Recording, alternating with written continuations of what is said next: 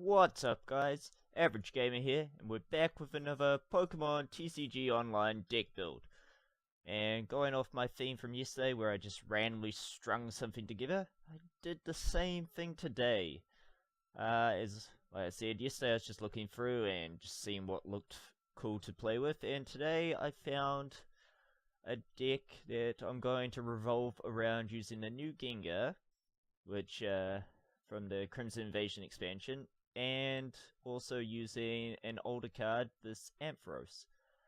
Essentially, it's now going to be that whenever my opponent attaches energy to their Pokemon, they will take 2 to 5 damage depending. So I'll just do a quick run through of the deck as I always do, and then we'll jump into some matches. As always, there will be a link for the second video below, which will come out not too long after this one. And yeah, so I hope you enjoy. So we'll start with the new Gengar. It's his ability that is really useful, that whenever your opponent attaches an energy from their hand to their Pokemon, do 2 damage counters on that Pokemon. And since this isn't a once per turn or a once per Gengar kind of thing, you can have multiple Gengars on your bench to spread multiple damage. I am running 2 of them, because I don't want to take up too much bench space, but so we can get, if we get both of them out, it'll hit for about 40 damage for each energy. We are running one of the older Haunters that can confuse, because sometimes we do run a couple things that have free retreat costs, so even if you confuse your active, you can switch it out or evolve it depending on what it is. And yeah, so it's a Gengar. As for the Ampharos, its ability is, as long as this is your active, whenever your opponent attaches the energy from his hand to the Pokemon, put 3 damage counters. So if you have one Gengar out and you have this as your main, you can put 5 damage counters on your opponent's Pokemon just for them attaching energy. If you have 2 Gengars plus this is your active, that's up to 7 damage counters on their Pokemon, which is a knockout for most basic if they have an evolution, or definitely a good start on a GX or an EX or anything else. But it's only from the hands. If they use a Max Elixir to get it on, or an Aqua Patch or Dark Patch or whatever to get it from the discard, stuff like that, it doesn't work. It's just from their hand. To make this a bit better, I've also running this Barbarnacle, which if you have a stadium in play, your opponent can't lay any special energies from their hand to their Pokemon, which means it's going to take them longer to build up if they're using a lot of DCEs.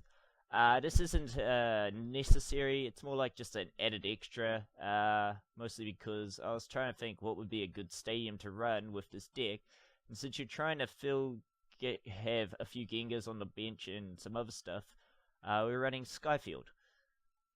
So that way we can each player can have 8, and this also works with this deck because we're running the Kapu Koko promo with its Flying Flip, which does 20 to each of your opponent's Pokemon.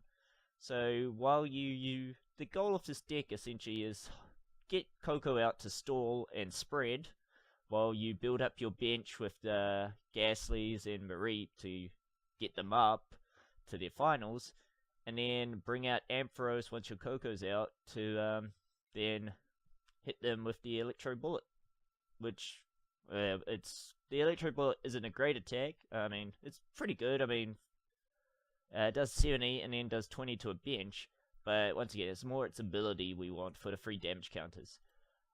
We also run the EV to Espeon, because Espeon GX is a pretty decent card. Like I said, if your opponent's attaching energies and then they're already taking damage, having a Espeon GX Psybeam to confuse the active, or Psychic to do extra damage, plus since it's a GX, that Divide to put 10 damage counters. If you get enough spread with the previous Pokemon, Divide will definitely get a few knockouts, because you can spread that damage, 10 damage counters, in any way you like. And we run one Lele, just to help with the supporters. As for the trainers and stuff, one crushing hammer and one enhanced hammer. Just to, if you do get the luck of the flip with the crushing hammer, you know, remove an energy, they're forced to attach again, take more damage. Energy low, quickly find something you need. Enhanced hammer, if they do manage to get special energy down, get rid of it. Like I said, Barbarnacle isn't essential to this deck, it's just something extra to help with it, force them to use basic energies. A couple Evolver Soldiers, because this deck runs quite a few evolutions. A couple Field Blowers, Hypnotic Laser, a couple Max Elixirs, one Nest Ball. This is more to get out the Coco or the Eevee. Not really the Lele. Obviously, you want Lele to be from hand to bench, not straight on bench. One Rare Candy. This Rare Candy is more for if the middle chain, one of them is, or both, prized, but we can go around that thanks to Gladion. So obviously when we drop our Lele, have a look through our deck, see, ooh, let's say the Flaffy is prized, and we're like, oh, but I've already got the Mareep down, I can get the Ampharos out. You may want to grab the Gladion and switch it. Once again, situational thing. Rescue Stretcher, that way if we do toss something we need, we can get it back. Super Rod also gets stuff back. Timer Ball, once again, a lot of evolutions in this deck, want to get them back. As I said before, Skyfield. Ace Roller, Bridget, Coltress, because it's expanded. You know, Gladion, as I said before, got the Guzma. We're only running one. You don't really want to switch out your active if it's gonna be Ampharos. You really just want to keep what you've got in. One Lily, one Lysander, a couple of Ends, a couple of Sigmars. We run a Wally as well, just to get that extra evolution. So, I mean, if you manage to get one of these up and you've got the Wally in your hand, you can quickly just pull out the final to start that damage coming out quickly. A couple choice bands, one Floatstone, like I said, because you got Gengars have no retreat cost, Coco has no retreat cost, it's just for either the Lele or Espeon if you need to switch them out, or Ampharos if you want to keep it alive, or even the Barbarnacle if they force it out, but that shouldn't really happen. It's just you're not gonna use it. We don't run any waters in this deck, so that Claw Slash isn't really useful anyway. Run a few double colors. We only need 3 lightning because, well, technically less, but we only need 1 lightning just for Ampharos. Everything else is, you can use the psychic in double colors, but just in case you have to attach a lightning to something else, it's good to have a couple. I had 2 before, but I managed to lose both of them, so I couldn't use my Ampharos attack. I had to Super Rod and get it back in the deck, so it was a bit of a hassle. And we got 7 psychic. It's not a very energy heavy deck. I mean, a lot of your stuff does require a few energies, but it's more for whittling them down, and then you're merely doing stall tactics. Your opponent's going to be reluctant to attach if you can, you know, hurt them for it. So that's the gist of the deck. Obviously, if in my videos, you usually don't get to showcase it. It'll usually end up in some mismatch play of, hey, I managed to win somehow. But it's cool. If we're lucky, we'll get one win where I've actually showcased it over the 2 videos. If not, make another one. We'll keep going until it does what I've said. But yeah, so we're straight into a match now, and I got this cool new coin. I decided to buy a pack. It was for legendary treasure packs. I'm going to save a whole bunch of packs up. Maybe once I hit like, I don't know, 16 or more, I will do like a, what's it called, a pack opening on the channel. That way, you know, I do open them in, you know, real life, but I don't have a very good camera, so I can't really show those off. So I've done it before, but I don't have a stand either. So instead, I'll just do the online. If you think that's a good idea, if you want to see me, you know, open some online packs, maybe I'll pull something decent that I may end up using in a new deck, or pull what I need for a deck that I've wanted, or even pull extra copies or something. And I don't mind trading like some of my cards. Like if I manage to get a bunch of Guardians Rising, so I get another Lele, I only even need 2, and I've got the 2 I need. So if I get another Lele, I have no problem like giving it away as like a tradable prize or something like that, like run a competition or whatever, but we'll see what happens. So my opponent, Guzzlord. Now this isn't something I've only seen one person ever use this in a match before, and he was doing it what was it? The way you do it in a pre-release where you run a deck full of energy, but obviously this person's running other stuff. He's got his Lugia and a Sandlet, so this could be interesting. So what do we get? Multiple Sycamores. Don't really have a decent hand. Kinda don't want to lose the DCE right now. I'm probably gonna use my Gladion now. See what we got priced up. Ooh, Gengar, Evolve Soda. Both Gengars. I definitely need to get one of those now. Can't have that prize. So hopefully next turn we manage to somehow draw a rare candy. I mean, I've only got one and I now know it's not prized.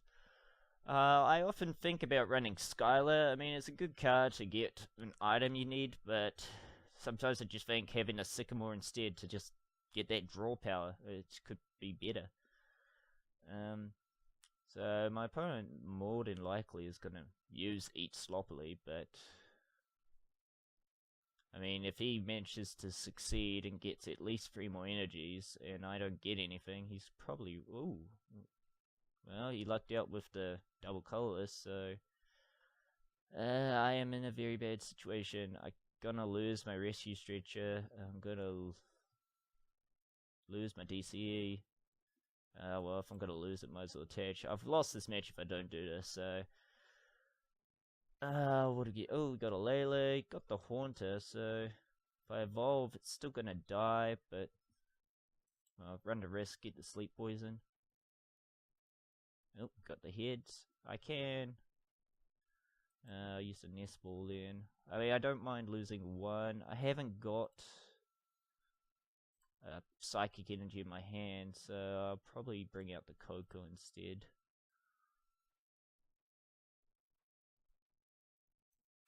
We'll attach. And then next turn I'll drop a Lele. I'll evolve here. And now I can put 2 damage counters. Oh, well that's not going to do anything, so... I'll end there. Hopefully he stays asleep. Yes! Alright, so next turn I can do some damage or retreat. I'll lose the Lele. Oh, well, he just ended his turn, so he obviously doesn't have any energy in his hand. Oh, in. I mean, because I still got a Super Rod, I can still get back my Gengar and the Ampharos if I decide to Sycamore, so probably do that. But this would be my last Sycamore. Or Coltress would only get me 1, 2, 3, 4, so I don't think that's worth it. So yeah, I could go to the Wally, and that'll get me a Gengar, but I need those energies. Alright, let's see what we get. Alright, well, drop the Floatstone on Lele, and we'll Sycamore. Alright, well, we did get an Evolve Soda, got our Barrier. No energies though, which is kinda what I wanted, but I did get this Super Rod, so I'll get back these. I don't want to evolve right now, because he can still just one-shot me. Well, if I switch out the Coco then, you still get a one-shot, but...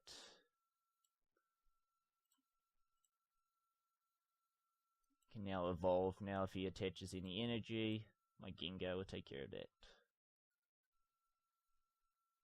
I'll probably Deckfin a little more then. Alright, cool. Got the 2 evolutions, so we'll get out. Get our Flaffy. And I want to leave the Espeon in the deck, so I'll get the Barbarnacle. Alright, we'll have to end there. Hopefully next turn we get an energy so I can start attacking. Oh, still Tails. Well, there's a good chance that he may have drawn an N or a Sycamore, because he hasn't changed his hand yet, so he's still got quite a few things, but he hasn't got an energy, so all he needs is one energy, and then he can at least hit for 180 with the... Oh, Flying Fury Bear. Ah, so he must be trying to get that Glutton GX now, because then he can knock out. There we go, so he's got... Next turn he can draw multiple prize cards, or I Lysander, and really make it difficult for him. I mean, I could bring out his Lugia, because that doesn't have enough on the retreat cost, so... Stall tactics. He's no longer poisoned though, but... I have to wait. I know that I've got quite a few energies prized. I should still have at least one or so. Oh, Shaman. Alright, he's getting some cards now. If I were him, I wouldn't have attached it to his Lugia. I would have attached it to the Sandlet, because now if he had drawn a Float Stone, he could have got out. But never mind. Alright, what we got now? Alright, Max Elixir, kinda not helpful, but I'll use it. He's got another card now on the bench, so I'm gonna Coltress. Might as well attach this now. I'll remove both his things. Try and maximize what I can draw. I'll lay to Skyfield now. Alright, so I'm gonna get 5 cards back from this. Alright, so we managed to pull the energy. If he attaches, he can't attack next turn. I'm gonna save. I mean, yeah, that has to be from my hand. So if I draw an energy next turn, we'll evolve my Eevee with that one, but I'll Max Elixir first. So we'll hit with the Flying Flip. So, 100 to the... Forgot about weakness, so I can knock out his Lugia next turn. He can hit me for 80, but he still hasn't... He should have just attached to his Guzzlord. He still can't attack with it. Alright, so what do we get? Not what I wanted. But I'll be... Hopefully I'll draw 2 of my energies, so I might as well just Max Elixir now anyway. Lightning. I'll give that to Coco. That's 2 of my lightning, so I gotta save. The last one I draw has to be kept for Ampharos there. Flying Flip again.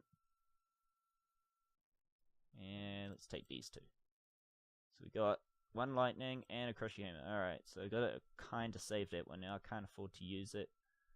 I've already used my Super Rod to get back stuff, and my Rishi Switch is gone. Yeah. Alright, but his Guzzlord's out. So if he attaches, he can then get 3 prize cards. But I will then KO him next turn with my Lele. So yeah, it's a decent enough trade-off, I guess.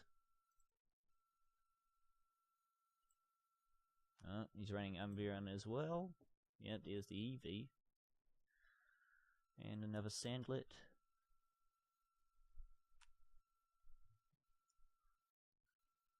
I mean, he managed to get it up, but he could have probably played a bit better.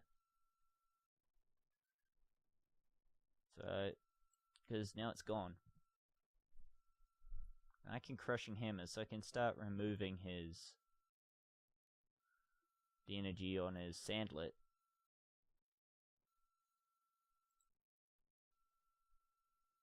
And I'll hit with the Energy Drive for the KO.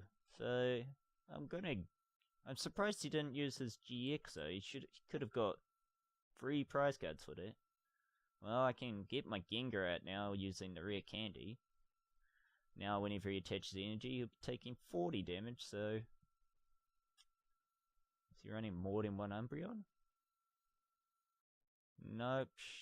I think this person isn't exactly sure of what they're drawing. Yep. Alright. So we managed to pull out a win there. We kind of showed off the Gengar doing it, but I mean, against someone who was a bit, no offense to that person, a bit better, I probably would have lost if they were a bit smarter about their playing, but it's alright. So we managed to kind of get it to work in this one. So it's not too bad for a mismatched deck. I mean, the Gengar here, it can work with other decks. I've seen it work with, using... You can make it work with Haunch Crow as well. You can make it work with Alakazam. You can make it work with the other Gengar, the one with Creep Sweep or something, where if it has at least 30 damage, you can knock it out no matter what. Which is, it works very well since this one puts 2. I mean, heck, this Gengar works with its own Haunter. The Haunter puts 2 damage counters on anything that's got damage counters. So, I just wanted to try it with something different, something older, so that's why I used the Ampharos.